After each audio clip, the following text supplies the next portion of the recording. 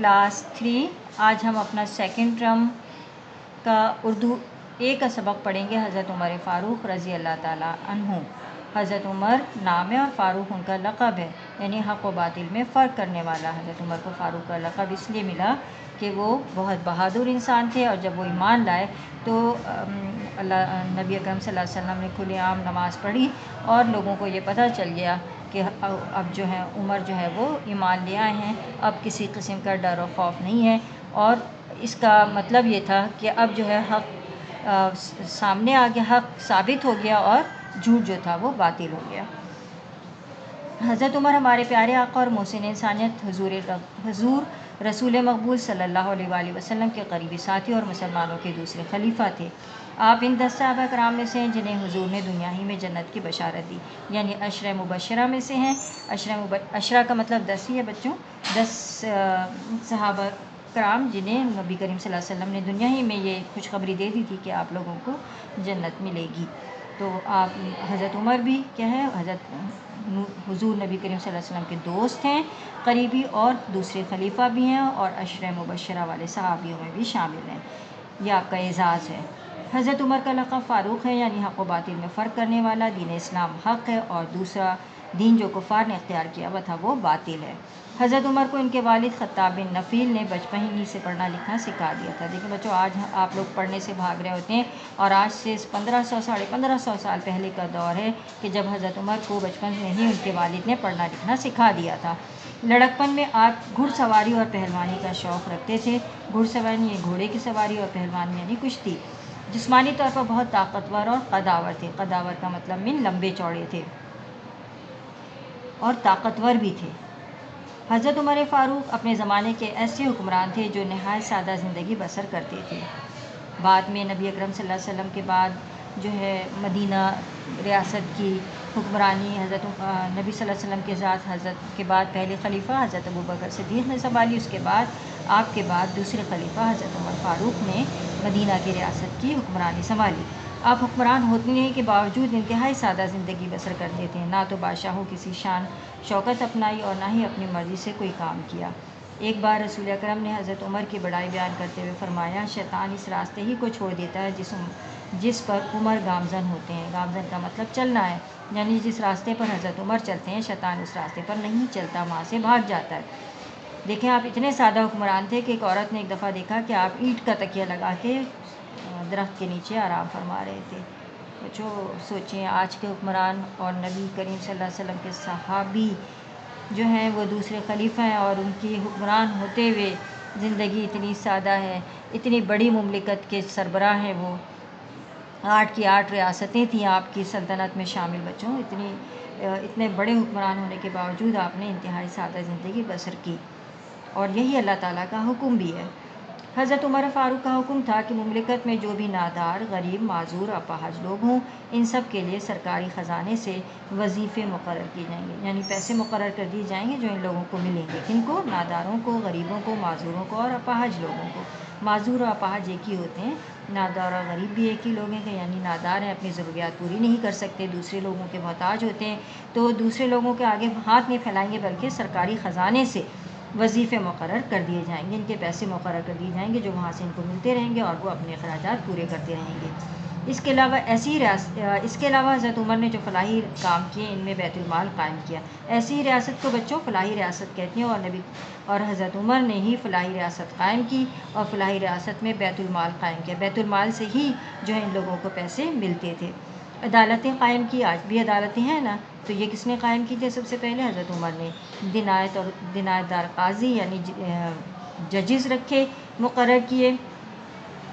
Jail खाना जात कायम किए, जेल भी बनाई जहाँ मुजरिम लोगों को रखा जाता था। पर्चा नवीस मुकर्रर किए, यानी पर्चा नवीस कौन होते हैं? जो लिखते हैं जेलों में और दूसरे पुलिस के महकमे में, उनको कहते हैं।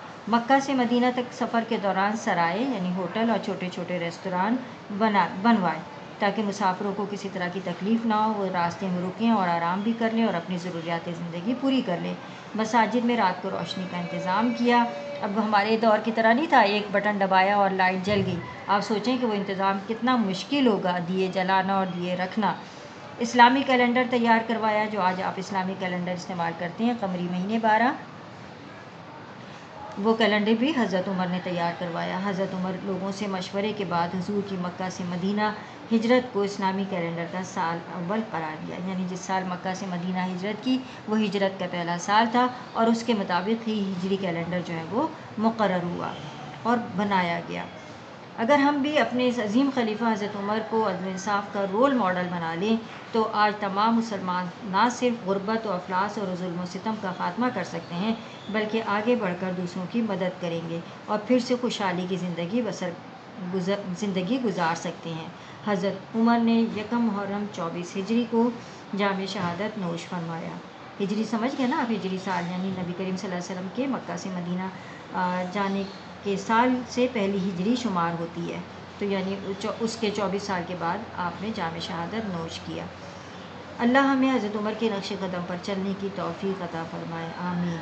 اگر حضرت عمر کے نقش قدم پہ آج کے حکمران بھی بچے چلے تو یقیناً یہ جو رول ماڈل سلطنت حضرت عمر نے قائم کی تھی، فلاحی ریاست، وہ آج بھی تشکیل پا سکتی ہے، اور آج بھی لوگ اسی طرح پرسکون زندگی گزار سکتے ہیں جس طرح حضرت عمر کے دور میں گزاری لوگوں نے، اور لوگوں کی غربت و افلاس اور ظلم و ستم کا خاتمہ ہو سکتا ہے، بلکہ لوگ جو ہے وہ دوسروں کی مدد کریں گے اور پھر خوشحال زندگی گزاریں گے، سب ایک دوسرے کی مدد کریں گے اور خوشحال زندگی گزاریں گے۔ یہ ایک رول ماڈل تھا نبی حضرت عمر نے دنیا میں فلاحی ریاست قائم کر کے جتنے محکمے قائم کیے ہیں حضرت عمر نے بنائے ہیں، چاہے وہ انتظامیہ کا ہو، چاہے وہ عدلیہ کا ہو، چاہے وہ مقننہ کا ہو، قانون سازی ہو، حکومتی امور ہوں یا انتظامی امور ہوں، تمام امور حضرت عمر نے اپنے رول ماڈل سلطنت میں سر انجام دے کر جو ہے دنیا کو دکھایا کہ ایک رول ماڈل حکومت اس طرح بنتی ہے اور بنائی جا سکتی ہے۔ ٹھیک ہے بچوں، حضرت عمر فاروق کا ہم نے سبق پڑھا، ہمیں جو چیز سب سے زیادہ پتہ چلی وہ یہ تھی کہ آپ نبی کریم صلی اللہ علیہ وسلم کے دوست تھے قریبی، آپ دوسرے خلیفہ بھی ہیں اور عشرہ مبشرہ میں بھی شامل ہیں۔ اس کے علاوہ حضرت ابوبکر صدیق کی وفات کے بعد آپ نے ریاست مدینہ کی سلطنت سنبھالی اور ایک مثالی رول ماڈل حکومت قائم کر کے دی جو دنیا کے لیے آج بھی رول ماڈل ہے۔ اگر ہم بھی اس رول ماڈل پر عمل کریں تو ہم بھی پاکستان کو ایک بہترین ریاست بنا سکتے ہیں۔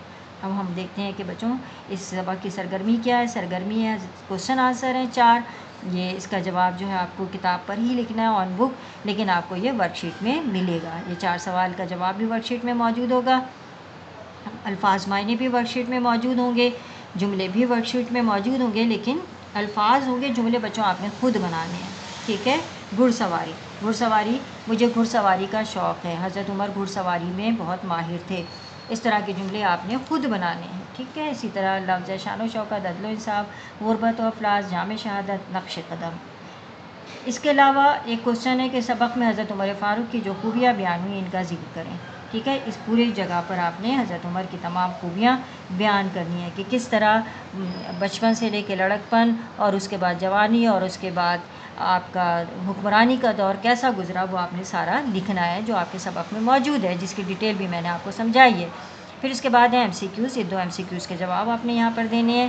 خالی جگہ ہے، یہ 5 خالی جگہ بھی آپ کو آپ کی ورک شیٹ میں سالو ملے گی، وہ آپ نے وہاں سے پڑھ کر یہاں پہ لکھنی ہے۔ اس کے علاوہ سرگرمی ہے خوش خط لکھیں، یہ آپ نے کٹے ہوئے پین سے یہ کام کرنا ہے۔ کٹا ہوا پین اپنے مدر سے کہیے گا، وہ آپ کو خرید کر لا کے دیں گے، اور یہاں پر آپ نے کٹے ہوئے پین سے لکھنا ہے۔ ٹھیک ہے بچوں، یہ سبق آج ہم نے پڑھ لیا، اور میں سمجھتی ہوں کہ یہ سبق جو ہے بہت اچھا پڑھا ہم نے، ہمیں تمام چیزیں زبانی یاد ہو گئی ہیں پڑھنے کے دوران ہی، تو یقیناً آپ اپنا کام بھی کوشش کریں گے کہ آپ منہ زبانی سر انجام دیں۔ اگلا سبق آپ کے لسٹ میں موجود ہے، آپ کے سلیبس میں، وہ دیکھ کر پڑھ کر رکھیے گا کہ کون سا اگلا سبق ہم نے پڑھنا ہے، تاکہ پڑھنے کا ہمیں جو ہے مزہ آ سکے۔